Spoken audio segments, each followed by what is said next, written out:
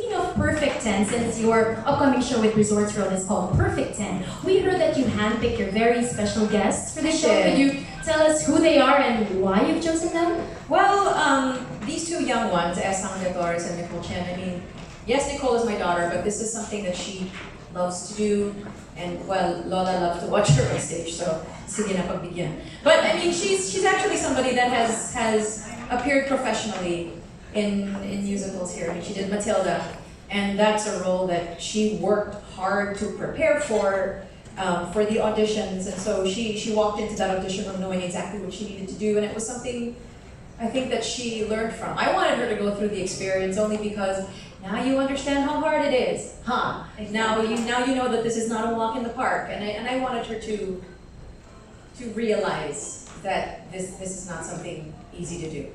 And Asang was on my team on The Voice. That's where I first heard her sing, and then she has gone on to do Matilda as well for Atlantis, and she has just been continuing to record and to appear. And I mean, I just saw her, and now she's growing up to be this young lady and growing more beautiful and growing more talented.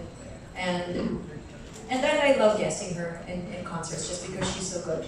We also have Tanya Manalang, who is kind of a mainstay here at Resorts World. She was in Saigon as Eva Noblezada's alternate and has herself garnered, I think, some positive notices for having done that. And here's a story about her.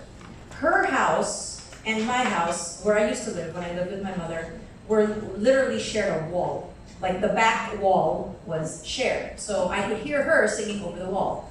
If I was in the right spot in my house, I could hear a young woman singing, and that was her. It turned out to be her.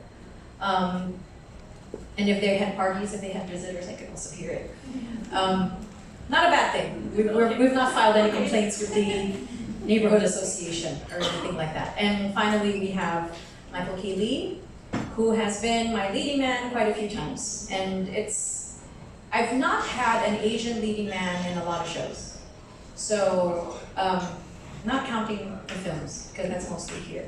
But they're playing our song together, we've done Miss Saigon together, and we did Allegiance together. I mean, he's been a leading man like 3 times. That's kind of rare for somebody like me. And so we interact really well, we have great rapport with one another. And we have seen each other grow from our mid to late 20s until now, when we both have families and get to talk about that. And I think our friendship has grown even stronger over the years.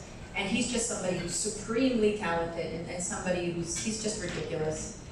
He's just ridiculous. And I wanted him to come and be able to reacquaint himself with Filipino audiences. Yes, that's a great lineup that makes everybody here so much more excited.